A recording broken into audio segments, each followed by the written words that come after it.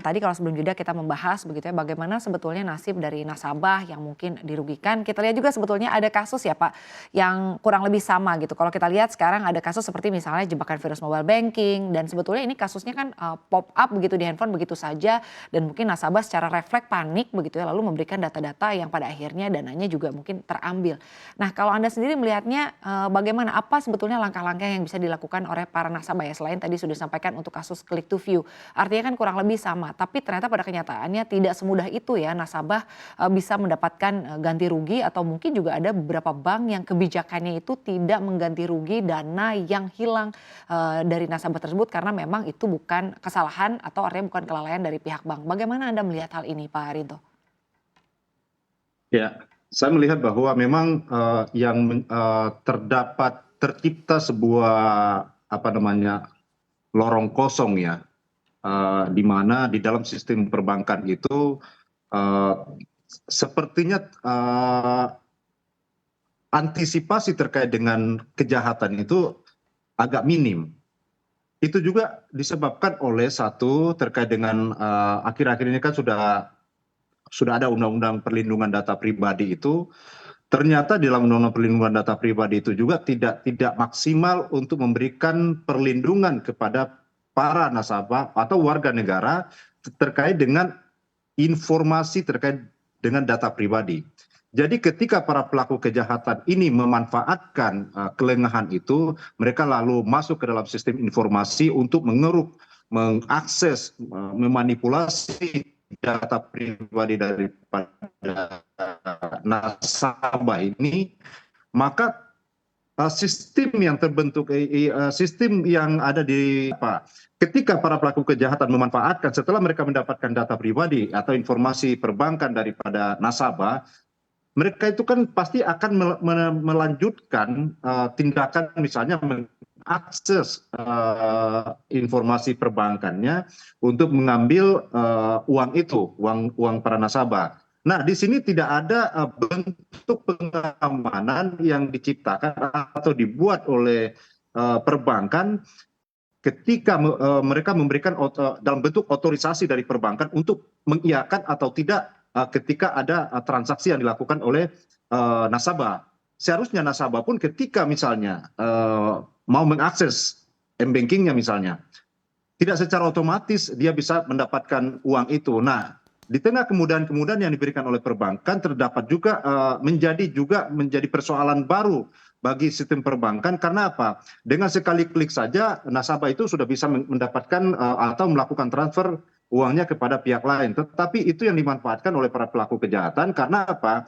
Itu adalah bentuknya itu adalah semacam ruang di mana perbankan tidak bisa memitigasi atau memproteksi bagian-bagian ketika nasabah itu mengakses sistem perbankannya, sistem banknya, sehingga dia bisa mendapatkan uang itu. Nah, para pelaku kejahatan ini memanfaatkan itu. Jadi mereka mengetahui bahwa ketika kita melakukan pemindahan uang di dalam m-banking kita, maka dengan klik-klik saja, maka uang kita itu akan beralih.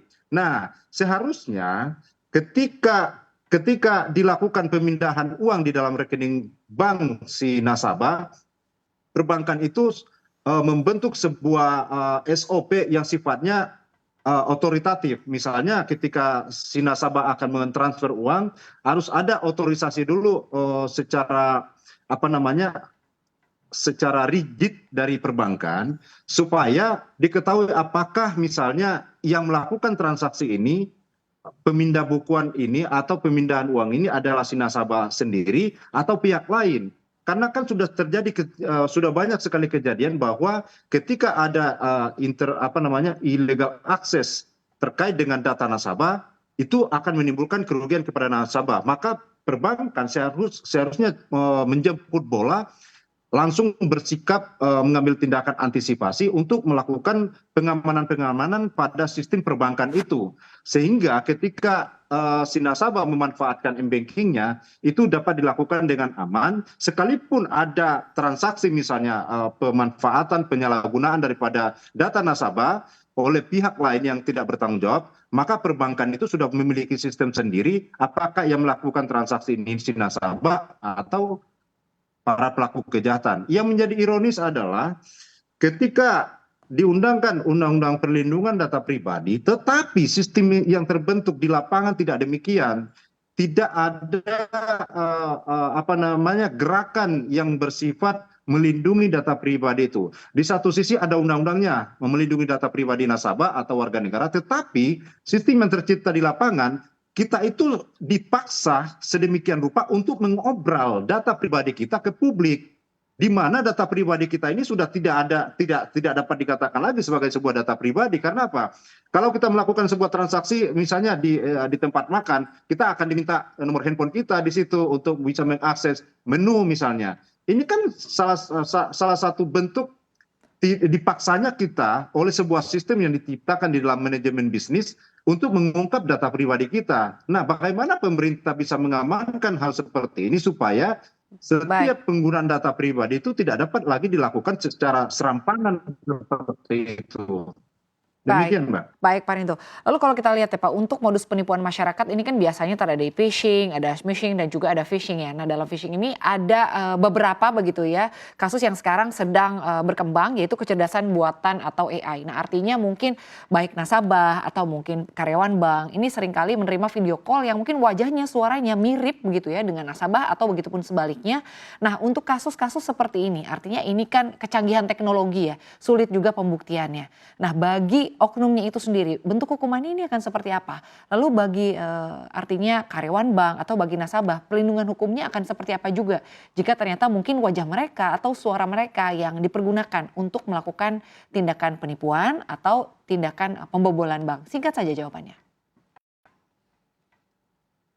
Ya, sebenarnya ini kembali lagi kepada proses penegakan hukum yang tidak maksimal.